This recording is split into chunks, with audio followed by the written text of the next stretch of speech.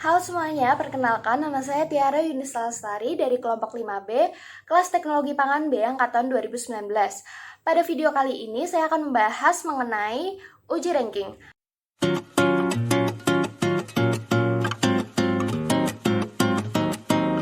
Uji ranking merupakan jenis uji diskriminatif yang digunakan untuk mengurutkan atau meranking sampel-sampel sesuai dengan urutannya berdasarkan tingkat atribut sensori tertentu.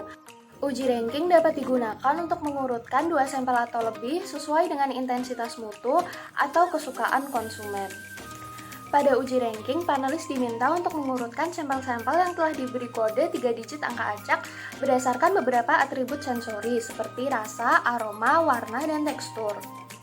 Sampel yang memiliki mutu paling tinggi sesuai dengan kriteria yang telah ditetapkan akan ditempatkan pada urutan pertama atau urutan ke-1, lalu diikuti dengan sampel yang memiliki kualitas lebih rendah, dan seterusnya yang ditempatkan pada urutan terakhir.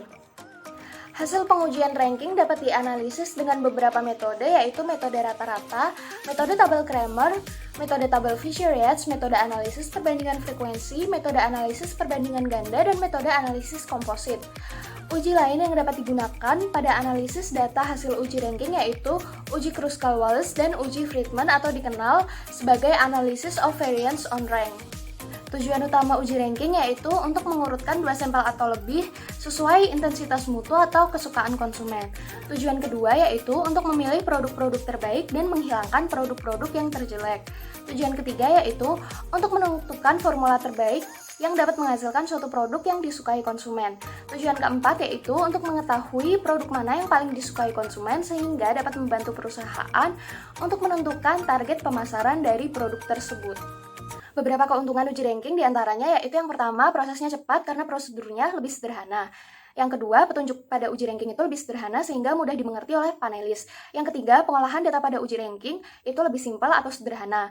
Yang keempat, uji ranking ini dapat menguji lebih dari satu sampel. Dan yang terakhir, uji ranking dapat memaksa adanya keputusan relatif dari konsumen karena tidak ada dua sampel yang menempati urutan atau peringkat yang sama. Namun, uji ranking juga memiliki beberapa kelemahan, diantaranya yaitu yang pertama bersifat subjektif sehingga hasil antara satu panelis dengan panelis lainnya akan berbeda. Yang kedua, uji ranking itu tidak dapat menyatakan selisih perbedaan antara satu sampel dengan sampel yang lainnya. Hal tersebut disebabkan karena angka-angka yang tertera pada uji ranking hanya berupa nomor dan tidak menyatakan besaran skalar. Yang ketiga, uji ranking hanya dapat digunakan untuk membandingkan berbagai komoditi yang memiliki jenis sama tetapi kualitasnya berbeda.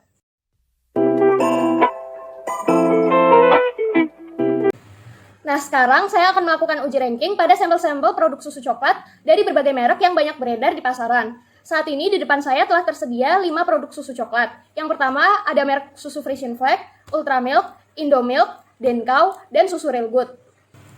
Langkah pertama yang harus dilakukan dalam pengujian ranking yaitu masing-masing sampel susu coklat yang akan diuji dituangkan ke dalam gelas bening. Tujuannya yaitu supaya warna dari masing-masing sampel susu coklat dapat terlihat dengan jelas dan dapat dibandingkan.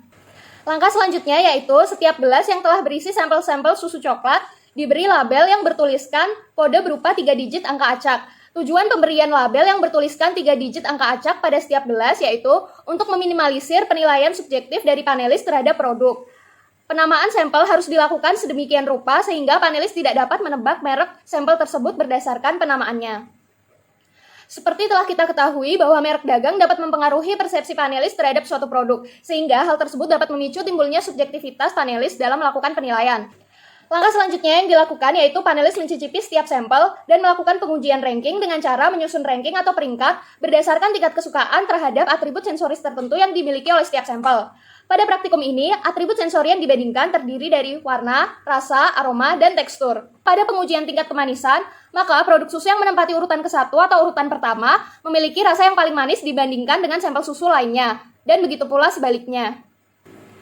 Pada setiap pergantian sampel, panelis dapat meminum air putih atau air mineral yang telah disediakan untuk membilas atau menetralkan lidah selaku indera perasa. Jadi setelah mencicipi suatu sampel, biasanya akan terdapat residu atau aftertaste yang tertinggal pada lidah. Dengan meminum atau berkumur air putih, maka dapat membuang sisa-sisa makanan atau residu yang terdapat di dalam rongga mulut. Selain itu, kegiatan berkumur atau meminum air putih setelah mengkonsumsi makanan atau minuman juga dapat memberikan rangsangan sekresi saliva sehingga produksi saliva dapat kembali meningkat. Peningkatan aliran saliva juga akan membantu proses pembersihan sisa-sisa makanan atau residu yang tertinggal di dalam rongga mulut.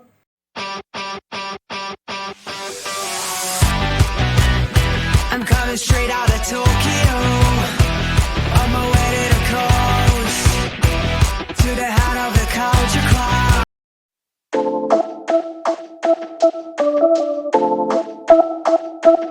Setelah mencoba semua sampel susu coklat, saya juga telah menuliskan urutan produk berdasarkan atribut sensori yang ditentukan, yang terdapat pada form di sebelah saya. Atribut sensori tersebut meliputi tingkat kemanisan, rasa coklat, aroma susu, tingkat kekentalan di dalam mulut, dan warna coklat.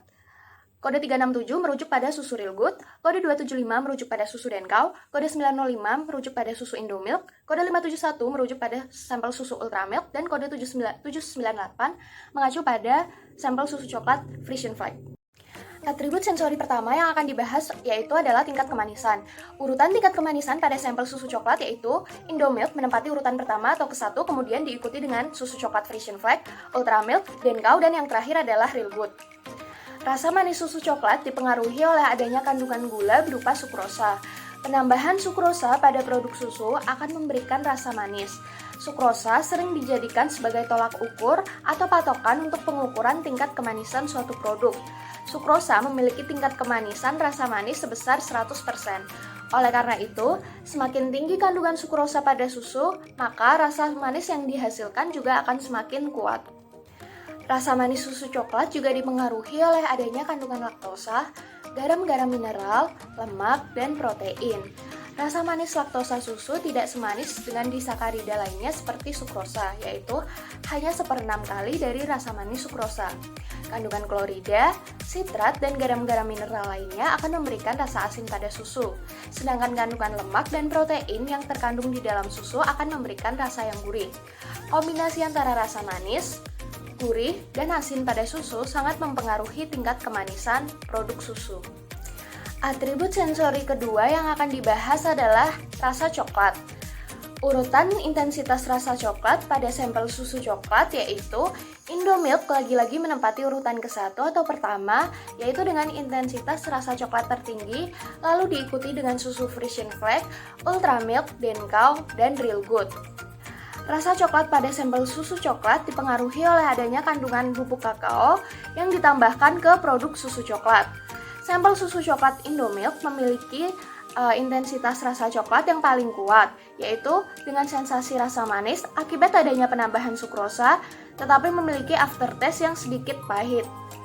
Rasa pahit merupakan atribut mutu yang khas dan alami dari produk berbasis coklat. Rasa pahit pada kakao atau coklat dipengaruhi oleh senyawa alkaloid seperti theobromine dan kafein, komponen fenolik, piarizin, beberapa peptida, dan asam amino bebas. Semakin tinggi kandungan coklat dan semakin rendah kandungan susu pada susu coklat akan menghasilkan rasa coklat yang semakin kuat. Atribut sensori ketiga yang akan dibahas adalah aroma susu. Urutan intensitas aroma susu pada sampel susu coklat yaitu Denkau menempati urutan ke-1 atau urutan pertama, diikuti dengan susu Frisian Flag, Ultramilk, Real Good, dan Indomilk yang menempati urutan terakhir. Aroma susu coklat dipengaruhi oleh adanya kandungan senyawa volatil dan adanya penambahan bubuk kakao pada susu. Syarat suatu produk dapat tercium aromanya adalah adanya sejumlah komponen volatil dari produk tersebut yang dapat terdeteksi oleh indera pembau atau indera pencium. Aroma susu dapat berasal dari proses pemanasan yang akan mempengaruhi kandungan senyawa volatil dari asam lemak dan mengubah struktur profil pada aroma susu. Selain itu, aroma susu juga dipengaruhi oleh kandungan laktosa. Kandungan laktosa yang tinggi dan klorida yang rendah pada susu akan menghasilkan flavor dan aroma susu yang lebih disukai. Penambahan bubuk kakao pada susu coklat juga akan mempengaruhi aroma susu. Semakin banyak bubuk kakao yang ditambahkan dan semakin sedikit kandungan susu pada sampel susu coklat, maka aroma susu akan semakin memudar dan tergantikan oleh aroma coklat atau kakao. Atribut sensoris keempat yang akan dibahas adalah kekentalan atau viskositas susu di dalam mulut. Urutan intensitas kekentalan sampel susu coklat di dalam mulut yaitu Frisian Flag menempati urutan ke-1 atau pertama, lalu diikuti dengan susu Ultramilk, Indomilk, Denkau, dan yang terakhir yaitu ditempati oleh susu Real Good. Viskositas sampel susu coklat dipengaruhi oleh proses homogenisasi, proses pemanasan, dan adanya kandungan padatan terlarut seperti gula pada susu. Peningkatan viskositas pada susu dapat disebabkan karena menurunnya kadar air susu setelah proses pemanasan seperti proses pasteurisasi atau proses sterilisasi, serta disebabkan karena suhu susu yang rendah setelah proses pemanasan. Suhu yang rendah akan menyebabkan kenaikan viskositas pada susu karena terjadi clumping pada globula-globula lemak. Selain itu, viskositas susu juga dapat meningkat seiring dengan meningkatnya kandungan total padatan terlarut pada susu. Konsentrasi gula atau sukrosa yang tinggi mengandung jumlah padatan terlarut yang tinggi, sehingga dapat meningkatkan viskositas susu. Atribut sensori kelima yang akan dibahas yaitu adalah warna coklat. Urutan intensitas warna coklat pada sampel susu coklat yaitu Indomilk menempati urutan pertama atau ke-1, lalu diikuti dengan sampel susu coklat Real Good, Frisian Flag, Ultramilk, dan yang terakhir adalah susu Denkau. Warna susu dipengaruhi oleh kandungan susu serta perlakuan pemanasan.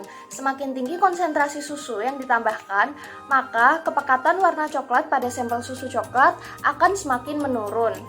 Selain itu, proses pemanasan juga dapat mempengaruhi kepekatan warna coklat. Selama perlakuan panas, akan terjadi sedimentasi atau pengendapan coklat pada susu, sehingga coklat dapat terdispersi secara merata pada produk dan mengakibatkan warna susu coklat menjadi lebih pudar dan lebih cerah. Perlakuan pemanasan susu juga dapat menyebabkan terjadinya penurunan kadar air yang cepat. Pada kadar air yang rendah, reaksi pencoklatan tidak dapat berlangsung dengan sempurna karena terbatasnya mobilitas antar reaktan, sehingga warna coklat pada produk susu akan memudar. Penilaian kesukaan sampel pada uji ranking itu bersifat subjektif karena masing-masing panelis memiliki sensitivitas yang berbeda. Meskipun sama-sama dapat menilai dan membandingkan suatu sampel, tetapi penilaian antara satu panelis dengan panelis lainnya itu belum tentu sama.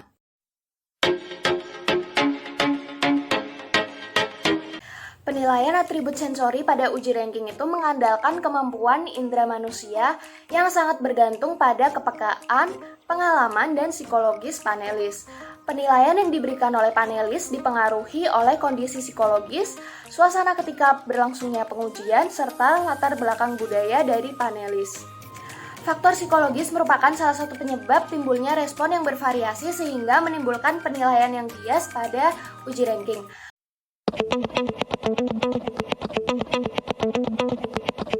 Beberapa jenis kesalahan yang disebabkan oleh faktor psikologis yaitu adanya kesalahan ekspektasi, kesalahan konvergen, kesalahan stimulus, kesalahan logika, kesalahan kebiasaan, kesalahan leniency, halo effect, pengaruh kontras, pengaruh kelompok, pattern effect, central tendency, motivasi, dan sugesti. Selain itu, faktor lingkungan atau suasana juga sangat mempengaruhi hasil uji ranking.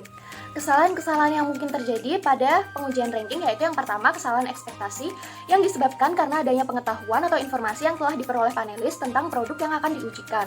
Yang kedua yaitu kesalahan kebiasaan yang disebabkan karena penyajian sampel yang sama dalam jangka waktu lama dan urutannya juga sama sehingga polanya sudah diketahui oleh panelis. Kesalahan yang ketiga yaitu kesalahan leniency, yaitu panelis memberikan penilaian berdasarkan perasaannya terhadap pihak yang mengembangkan produk tersebut sehingga penilaiannya akan menjadi bias.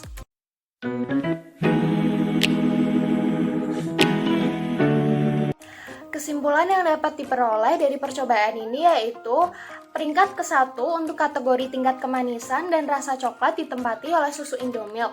Untuk kategori aroma susu ditempati oleh susu Denkau. Untuk kategori kekentalan ditempati oleh susu Frisian Flag. Dan untuk kategori warna coklat ditempati oleh susu Indomilk. Hasil pengujian ranking akan berbeda antara satu panelis dengan panelis lainnya karena adanya sifat subjektif dari panelis yang timbul akibat perbedaan sensitivitas antar panelis.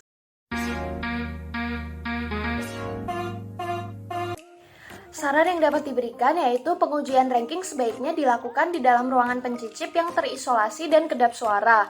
Hal tersebut dilakukan untuk menghindari adanya komunikasi antar satu panelis dengan panelis lainnya sehingga dapat menekan timbulnya penilaian yang subjektif dari panelis.